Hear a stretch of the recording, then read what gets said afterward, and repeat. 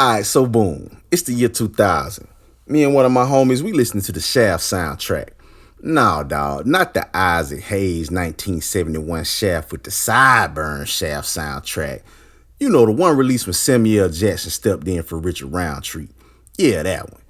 Anyway, the album was produced by LaFace Records and had everybody from Outkast to UGK to Carl Thomas. Bro, out of nowhere comes some young, arrogant, pompous son of a bitch talking about some TIP, King of the South, shout. Man, I look at my partner look at me like, who the fuck dude supposed to be? Had he not heard of Scarface, Outkast, hell, even Juvenile or Trick Daddy for the matter? Man, we shrugged it off and skipped the song due to the fact that we weren't really feeling the beat to Two Glock 9s, a song by some kid named Tip featuring Beanie Siegel on the soundtrack. But shit, a few months later, this same kid pops up on Rap City with a video featuring Beanie Man and a Pharrell beat. And I ain't gonna lie, dude was kinda cold. About 2 months after that, maybe even 3, shit, I'm a freshman in college and all of a sudden T.I., formerly TIP, word was he had to switch his name because it sounded too much like Q-Tip. You remember old boy who had that, it's a vibrant thing, the vibrant, yeah, that nigga. Anyway, T.I. dropped his debut album, I'm Serious, and boy, was this nigga serious. But it wasn't quite enough to convince me he was king of the South.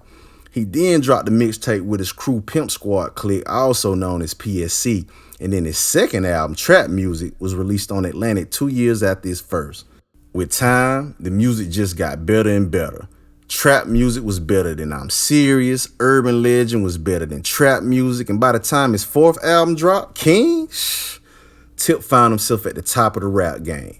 Not only that, he had also ushered in a brand new vibe, ATL gangster rap, opening the doors for people like Jeezy, Rocco, and Gucci Mane.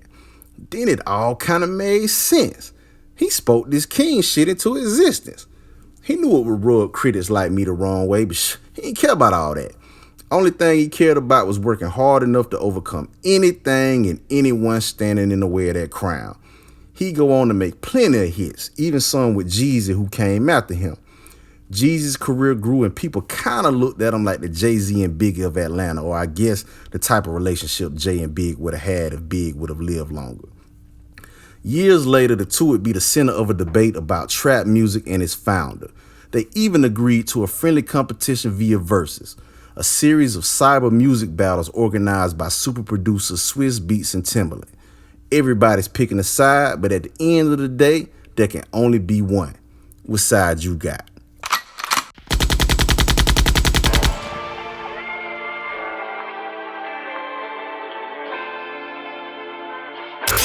You are now tapped into Way Down South, a dedication to the history and culture of Southern hip hop with Brian Rashad, the Dirty, Dirty South.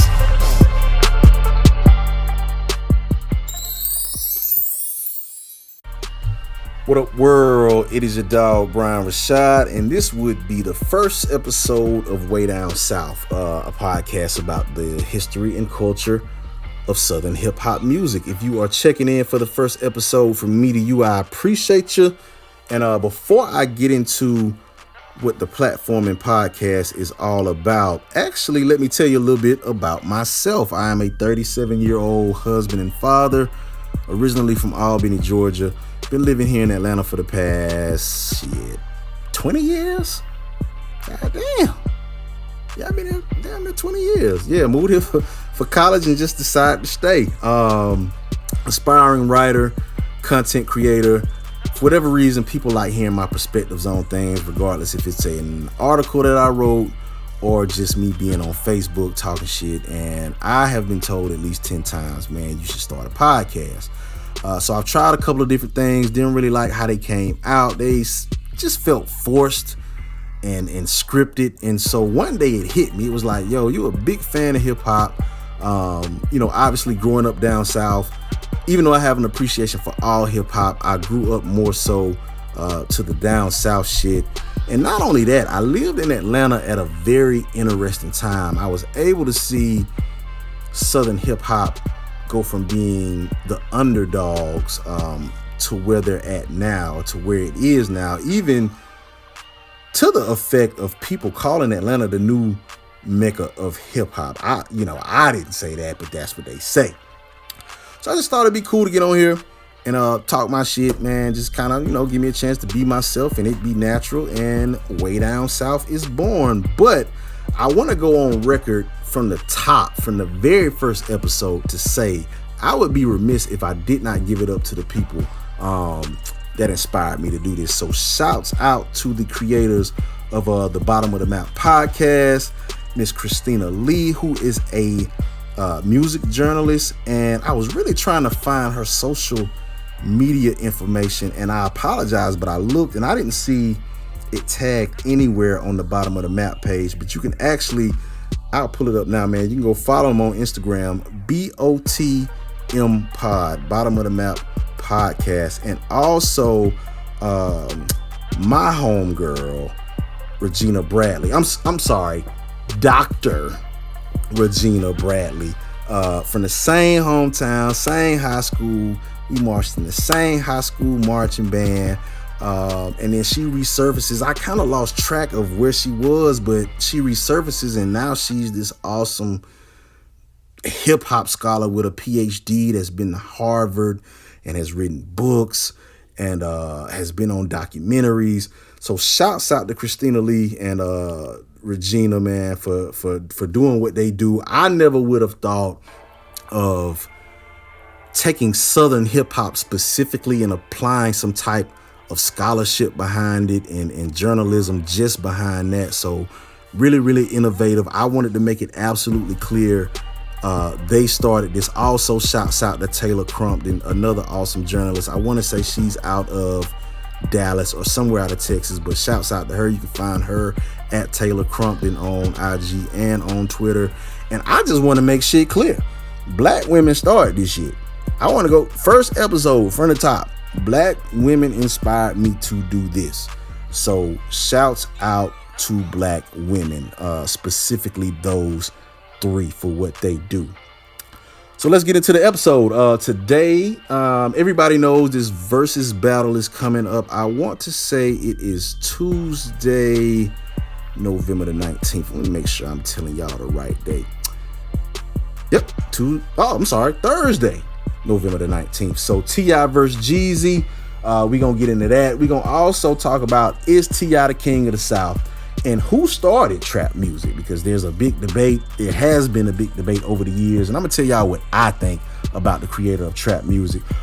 Speaking of TI, Funk Flex got on his little high horse, his little soapbox, and said a lot of crazy shit about TI. So I'm going to address that as well.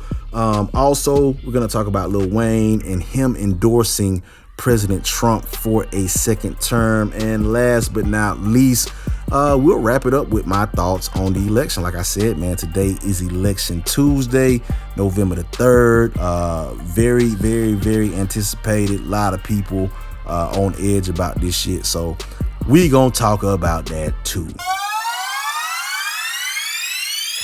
So yeah, T.I. versus Jeezy. T.I. has been around the block calling out anybody and everybody, starting with 50 Cent. Think he even tried calling out Jay-Z. Busta Rhymes challenged him, but he turned down that challenge, and I'm glad he did, man. It's not that I don't like Busta Rhymes, because I do, God MC and all that. But that matchup, to me, him calling out T.I. was just kind of, it's a mismatch, man. We don't want to see that. We don't want to see that. We want to see Busta Rhymes in a Verzuz, but not against T.I. That shit just ain't make sense. But I think this whole T.I. Jeezy thing, it was preordained. I mean, if you look at certain verses, Teddy Riley versus Babyface, I mean, that's one that we had to have. I feel like Primo versus RZA was one that we had to have. If Whitney Houston was here, maybe one against her and Mariah Carey, that would be a must. If Prince and Michael Jackson was here, that would be a must. What's another one that we just, Erykah Badu and Jill Scott, we had to have that. So I mean, I saw it from a mile away. The T.I. Jeezy thing was bound to happen. I ain't care who T.I. called out, who he tried to go up against. I mean, the writing was on the wall. He was going to go against Jeezy. I don't think we were ever going to see a Jeezy versus Gucci. Them boys just got too much beef.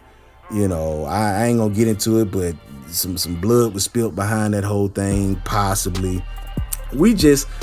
We're not gonna see those two get into the same room and be a part of the same celebration. Like it was not gonna happen. So I saw the T.I. versus Jeezy thing coming from a mile away. Now, who do I think is gonna pull it off? Originally, I was gonna come up with a track list of the 20 songs that I think T.I. is going to use and the 20 songs that I think Jeezy is going to use, but I ain't want to take too much of y'all time, so I ain't do it. But side note, what's interesting is Shawty Red, super producer who produced, so many hits for Jeezy, Air Forces, Trap or Die, just so many countless Jeezy hits. Him and Jeezy got this beef going on. I guess Jeezy owe him some money because they had a project that came out early this year where they got back together and did some music. And he said if Jeezy play any of his music, any beat that Shawty Red did during his verses, he gonna sue Jeezy. Now, I don't know if that's legally possible. I'm sure it may be. But another question is Jeezy going to adhere to it, or is he just going to buck? Because don't get me wrong, Soul Survivor wasn't produced by Shawty Red. Like, Jeezy got hits that were not produced by Shawty Red. But there's no way he's going to pull this battle off without playing the beats that he got from Shawty Red. So I don't know how that's going to go. But here's what I think. I personally like Jeezy better as an artist. Now, that does not mean I think he is a better MC, or I think he's better lyrically, or I think he makes better music in general. That just means if I was put on a remote desert island and somebody said you can only listen to T.I. or listen to Jeezy, I'm going to pick Jeezy. It's just who I prefer to listen to. Definitely a T.I. fan. T.I.'s in my top 5. But I just prefer Jeezy's music. But do I think he is going to win this battle? I don't think so. Because it's not that Jeezy does not have good music. It's just T.I. just has an array, an assortment, just a variety of different types of music. How does Jeezy respond to whatever you like? How does Jeezy respond to Wanna Be Your Man? You know what I'm saying? Like, there are a lot of T.I. songs I feel like that Jeezy cannot respond to, because Jeezy has kind of stayed, in that trap lane. And I mean, he got some other shit. He got, Dreaming with Keisha Cole. But somehow, some way, young Jeezy always seems to find a way to insert a bar about some goddamn crack or some $100 slabs, $50 slabs. Like he gonna find a way to throw some trap shit into whatever he does. So it kind of limits him as far as this versus battle. Do not think he's gonna pull it off, but these things usually turn out to be big celebrations. I personally am gonna love to see him and Jeezy. Him and T.I. Do this thing and to see where it goes. Speaking of T.I., is T.I. the king of the South? Well, before I get into what I think, let's hear what Funk Flex has to say about it. Who ain't king of the South? Who lied to you? Your catalog ain't what Wayne's catalog is. Your catalog ain't Ludacris's catalog. Your catalog ain't even Ross's catalog. And listen, bruh, your catalog ain't 2 Chainz's catalog. You is not king of the South. Listen, Gucci, Jeezy, there's a lot of stuff in front of you. Remember, Swiss Beats made you who you are when he did that song with you, and you had those Jay-Z vocals. The East Coast made you. You got a cosign to start your career, cause that 24s was trash. You watch your mouth when you talk about what's going on over here, when you ain't got no balls. You are a swag rapper. And when you step in that ring with Jeezy, the streets is gonna tell you exactly who you are in those comments, cause I'm gonna tell you. And listen. Yeah, man. Who that nigga think he is, man? I actually did a rebuttal to all of this, so to speak, on the YouTube channel.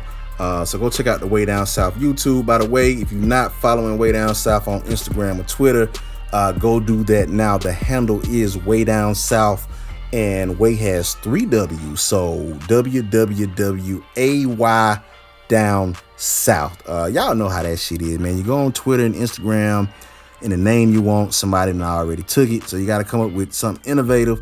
I thought it would be cool, you know, like a website, www. You know what I'm saying? So yeah, Way Down South, and Way has 3 W's instead of 1.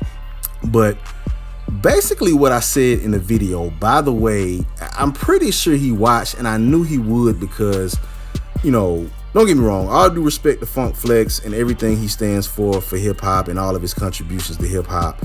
But one thing I noticed about him is he responds to each and every person in his comments, and I did not comment on anything, but I tagged him in the video response, and you know how IG shows you who looks at your story, so he definitely looked at the story, and I appreciate him. Shouts out to him. Shit, made me feel alright. Shit, I got all of 50 followers on the Instagram, and Funk Flex checking in, but I knew he would look at it, and I don't know, man. All due respect to Funk Flex, I just feel like, I don't know. I don't always agree with shit that he says. And I think the biggest problem that I have with what he said was this notion of the East Coast making T.I.'s career. I mean, Georgia is technically on the East Coast. Florida and South Carolina and maybe some other parts of the South are technically on the East Coast. So in that regard, those are facts. But if you want to say that New York made T.I. and T.I. wasn't popping into Bring 'Em Out with Swiss Beats came out, like, that's what you said, and that, sir, is erroneous. Like, that's some crazy, that's bullshit. You sound crazy. T.I. was the shit down south way before Bring 'Em Out. Bring 'Em Out was what, Urban Legend? That was his 3rd album. And the news flash is, down south, we don't even really like that song like that. So to say because he had Jay-Z on the hook and all this, that, and the third, that was the beginning of his career, like, that's crazy. And you wanted to say you can't compare T.I. to Wayne, you can't compare him to Rick Ross and Jeezy and all these other people. Let's be clear. T.I. opened the door for all these people. Now, I do not agree that T.I. created trap music. Now, I believe he opened the door for trap music to be created. And while we're on the subject, shit, let's get into it. This is why I don't think T.I. started trap music. I actually think that T.I. is doing his legacy a disservice by referring to what he has done and what he does as trap music. Now, trap music ain't just music about the trap. Because if that's the case, music about selling dope been around since the 80s. People did it in hip hop before T.I. People did it in the South, you know, in regard to hip hop before T.I. People here in Atlanta did it, you know, before T.I. talked about the trap and the whole dope game and all of that. What I think T.I. did during this time in Atlanta, rather, the party music was what was going on. You had Ludacris that was big. You had Jermaine Dupri that was big. The crunk scene was coming into emergence. You had Pastor Troy. You had Camp and Baby D and them doing the whole crunk thing. Lil Jon was starting to heat up. And even though T.I. was already in the rap game and had an album. As he began to get bigger, he was like one of the first cats, in my opinion. Now, like you had CMP, you had Ghetto Mafia, you had Sammy Sam and all of that, and Intoxicated and all that. But he was kind of like, as far as mainstream gangster rap, for Atlanta, T.I. was it. And I think when other people saw that, they said, okay, now I feel comfortable making music about this. Like, I don't have to be part of the crunk scene. I don't have to be part of the party scene. Like, I can talk about gangster shit. And when I think about trap music as a subgenre, I think about a sound. I think about Drummer Boy. I think about Zaytoven. I think about Shawty Red. I think about Tay Keith. I think about Metro Boomin. It's more so about a sound than a subject matter. Because you have producers saying, I produce trap beats. How the fuck is a beat a trap beat before anybody even gets on it and says anything about the trap if it's about the subject matter? It's about a drum pattern and certain sounds and heavy 808s. As a matter of fact, just to give an example, you got songs like the Migos, Handsome and Wealthy. That's a trap song, but they ain't really talking about the trap in it, because trap is a sound. And I think T.I. is doing himself a disservice by saying that's what he created, because T.I.'s music is more, to me, refined than that. Like, it's cinematic, man. I mean, you talking about DJ Toomp and Pharrell and all these types of people. You talking about Still Ain't Forgave Myself. You talking about it's other Shawty, I Still Love You. Nigga, that ain't trap music. I Wanna Be Your Man is not trap music. And I'm not saying it's bad music. I fuck with it. I love all them songs, but I feel it like, and not to diss the trap rappers, trap music is not that complex. It's not. I enjoy it. I love it. Some of it sounds good sonically, but it's really not as complex as what T.I. does. And I am gonna go as far as saying, if T.I. did not coincidentally name his second album Trap Music, we would not even be talking about him in this conversation about trap music. I feel that's the only reason people include him in this debate. And don't get me wrong, he opened the door for it to be created. And maybe him naming his album had somewhat to do with it. But I think, like I said, trap music is a sound. And if I'm going to give it up to anyone, matter of fact, I really got to give it up to the producers. The producers created trap music. But if you're going to give that sound to a rapper, I would say Jeezy. Because Jeezy was the first guy. I mean, he came out talking about dope, and that's all he flipped dope a million ways and talked about it a different ways, a million different ways. And that's when you had the Roccos and the Shawty Lows, and I mean, every other rapper, the Yo Gottis, and now trap music is a thing. That's who I give it up to. T.I.'s an awesome MC. Awesome artist, one of my favorite. I just do not think he is the creator of trap music. However, I do think that he is king of the South, and here's why I say it. As you heard in the forward, I guess I'll call it, the story I told before I got into the actual episode. When I first heard T.I. call himself the king of the South, I thought he was tripping. But the music got better, and got better. And then we saw a point to where he was on top of the rap game and the South. So now it's like him self-proclaiming that and then actually making it a reality is the reason why I give him that acknowledgement. Libra is a very, very dope album. His last album, Libra. However, let's just be real. T.I.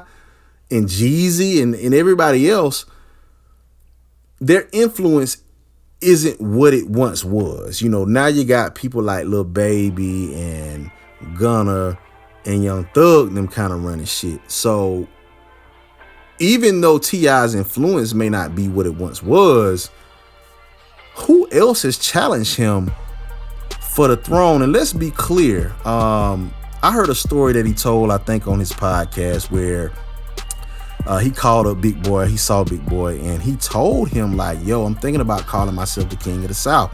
So you got people like Big Boy essentially giving him a pass to call himself that. And if I remember correctly, he had a conversation with Scarface that was recorded for a mixtape. I forget the name of the mixtape. It was the one where him and Lil Flip was going back and forth.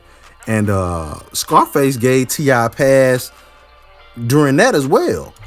So, taking all of that into consideration, I just thought it was crazy for Funk Flex to get on the air and say all that shit he said, talking about 24s was trash. Like, nigga, are you serious? Like, you sound crazy right now. And then also, it kind of points to that arrogance of, we know New York is where hip hop started. It is the original Mecca, the birthplace of lyricism and all of that, home of the best lyricists. But it's like this arrogant of I don't want to say New Yorkers, but some New Yorkers feeling like they determine which way the culture goes. And I just think, that's crazy that he would say that. But in short, I don't think T.I. started trap music.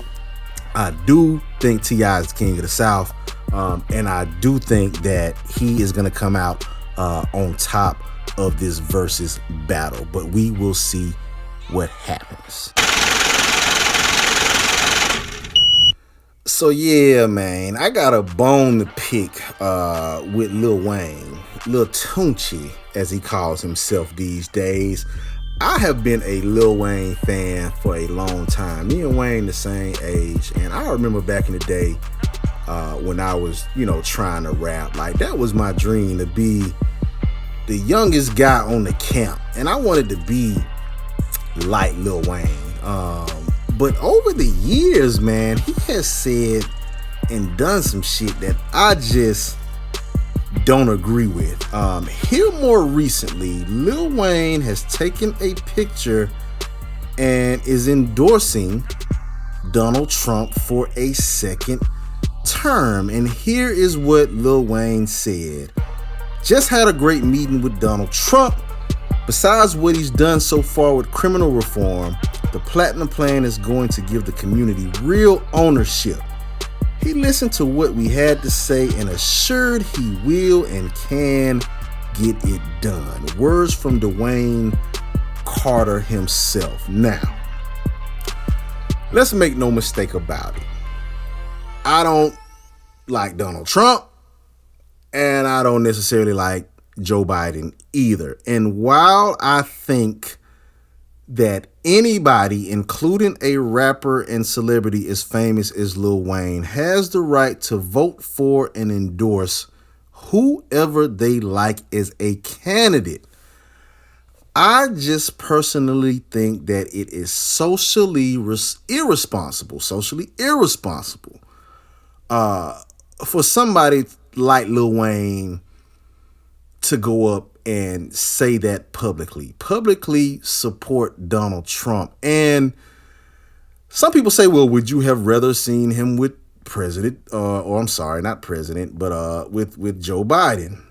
And I'm not saying that either.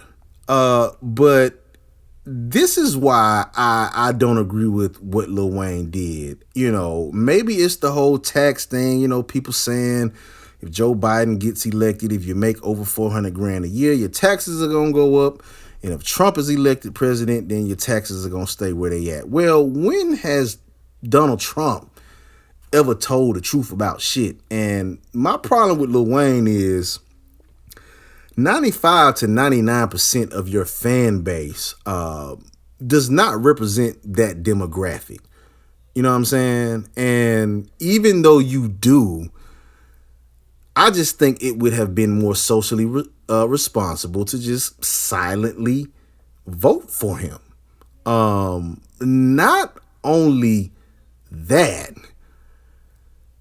Lil Wayne, in my opinion, for somebody to say something like I'm about to play when asked about Black Lives Matter, and make no mistake about it, I am not a supporter of the organization Black Lives Matter, but as a statement, and you know, just a thought in the fight for equality, I do agree with that statement. But here's what Lil Wayne had to say.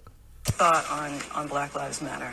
What is it? What do you mean? The idea is that there's this movement called Black Lives Matter, thinking that the rest of America didn't seem to understand that Black Lives Matter. It just sounds weird. I didn't know that you put a name on. It's not a name. It's not whatever. It's somebody got shot by police and for a reason.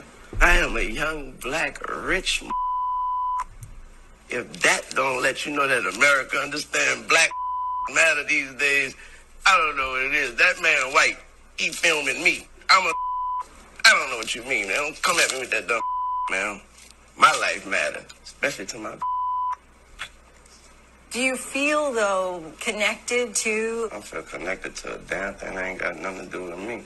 If you do, you crazy as you, not the camera, you. Feeling connected to something that ain't got nothing to do with you. If it ain't got nothing to do with me, I ain't connected.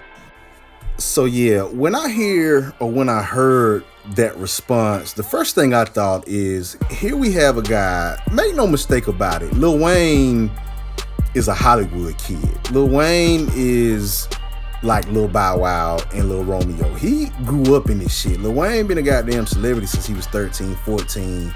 And I think he was signed to Cash Money when he was 11. So we talking about a guy totally removed from the reality of a normal black person, been rich for the majority of his life, been sheltered to a certain degree for the majority of his life, and just not in tune with what's going on. And to be fair, that interview was some years ago. However, I still think even at that time in his life, if he was not socially aware enough to give an adequate response to what Black Lives Matter means to him, and him respond in the way that he did, I just don't think you're aware enough to publicly endorse the president of the United States. And I don't really care for either candidate. I kind of feel like even the Democrats pandered to us using hip hop. You seen a goddamn ad talking about get your booty to the poll, and had strippers from Atlanta in an ad about going to vote. Great idea. Well, no, terrible fucking idea. I was about to say great idea, terrible execution.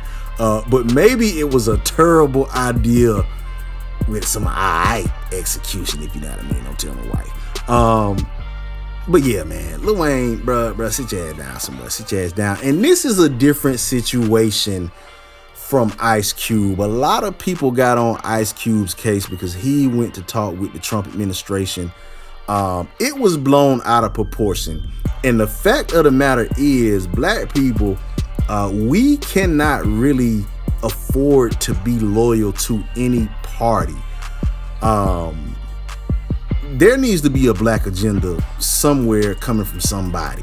So I think Cube saying, hey, I want to talk to both sides, and the Democrats saying, hey, we'll talk after the election, and the Republicans saying, hey, we'll talk to you now. I don't fault Cube for taking that meeting. And I just thought, they was trying to make Cube out to be, look, man, if you think Cube supports any politician, whether it be Democrat or Republican, you don't know jack shit about Ice Cube. We ain't talking about the Are We There Yet Ice Cube, none of that. We talking about America's nightmare, America's worst nightmare. You know what I'm talking? We talking about lethal injection Ice Cube. That's the Cube we talking about. So yeah, man, I just thought that was crazy. And wrapping it up, since today is election day, y'all probably won't get this podcast by election day. just because, Apple has to approve it and do all that shit. But here are my thoughts on the election.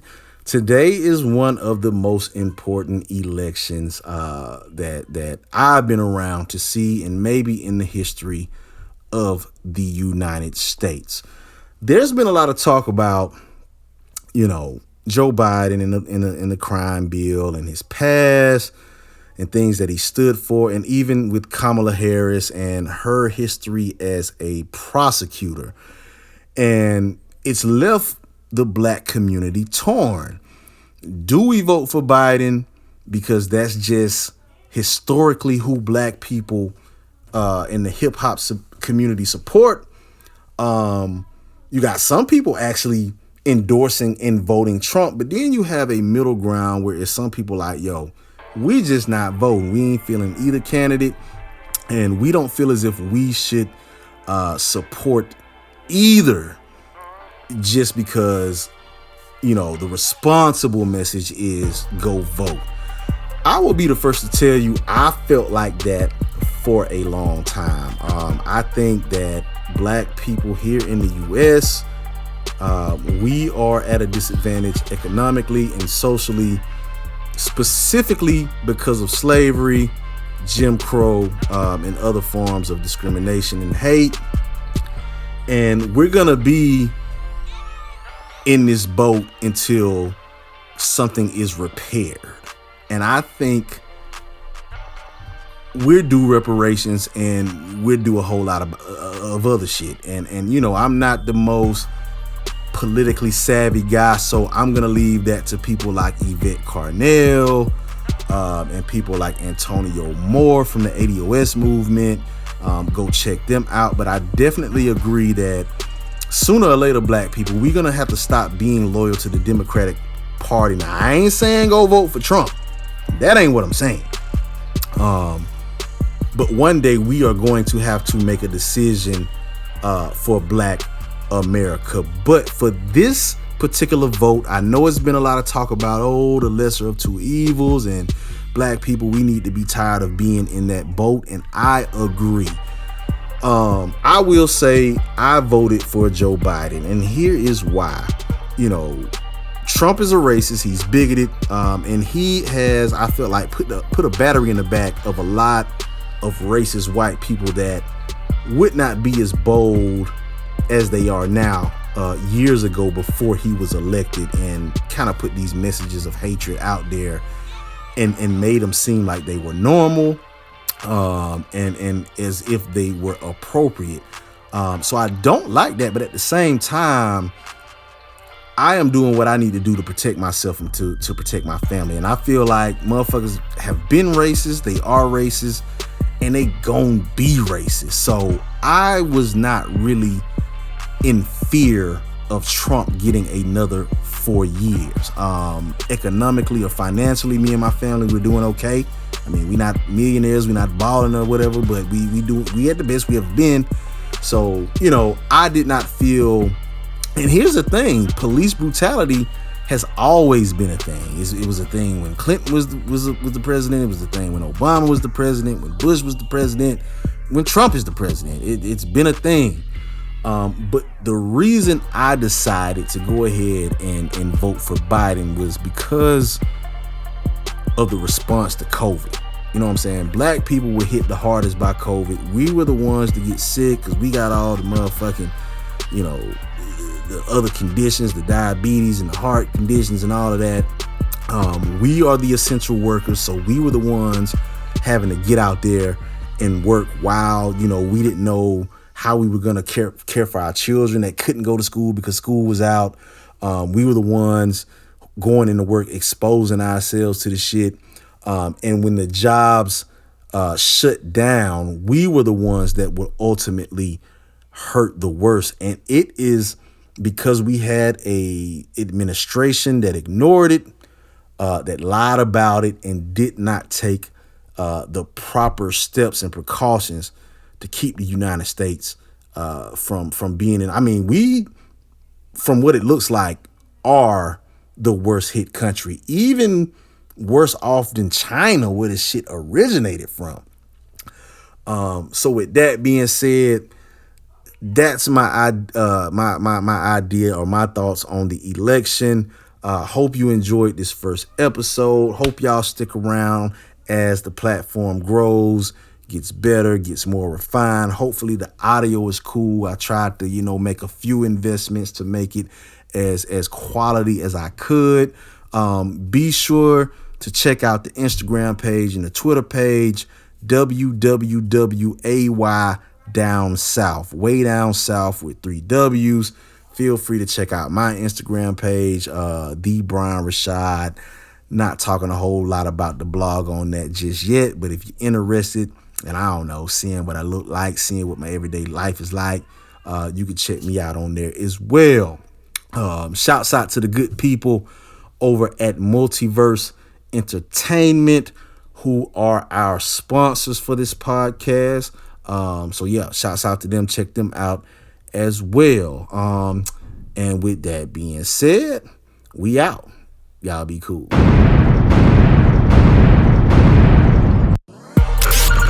are now tapped into Way Down South, a dedication to the history and culture of Southern hip-hop with Brian Rashad, the Dirty South.